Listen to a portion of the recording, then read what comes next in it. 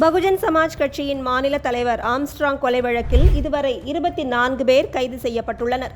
குற்றவாளிகளின் பட்டியல் நீண்டு கொண்டே போகும் நிலையில் முக்கிய குற்றவாளியாக கருதப்படும் சம்போ செந்தில் மற்றும் தேசிங்கராஜா ஆகியோர் தலைமறைவாகி உள்ளனர். இவர்களை பிடிப்பதற்கு தனிப்படை போலீசார் தீவிரம் காட்டி வரும் நிலையில் சம்போ செந்திலின் கூட்டாளியான வழக்கறிஞர் மொட்டை கிருஷ்ணன் வெளிநாட்டிற்கு தப்பிவிட்டதாக தகவல் கிடைத்திருக்கிறது. இதனால் நேற்று அவருக்கு எதிராக லுக் அவுட் நோட்டீஸ் ஒன்றும் வெளியிடப்பட்டது. இந்த நிலையில் தமிழ் திரைப்பட இயக்குனர் நெல்சனின் மனைவி மோனிஷாவை வேறு ஒரு வழக்கு தொடர்பாக மொட்டை கிருஷ்ணன் தொடர்பு கொண்டு பேசியிருக்கிறார். செல்போன் பதிவுகள் மூலமாக கண்டறியப்பட்ட தகவலின் அடிப்படையில் மோனிஷாவிடம் காவல்துறை விசாரணை நடத்தியதில் மொட்டை கிருஷ்ணன் சிங்கப்பூரில் கடந்த 10 நாட்களாக தங்கியிருந்தது தெரியவந்துள்ளது. இதையடுத்து காவல்துறையினர் அவரை பிடிப்பதற்கு சிங்கப்பூர் தூதரகத்தை நாடிய போது மொட்டை கிருஷ்ணன் சவுதி அரேபியாவிற்கு தப்பி சென்று விட்டதாக தகவல் வெளியாகியுள்ளது.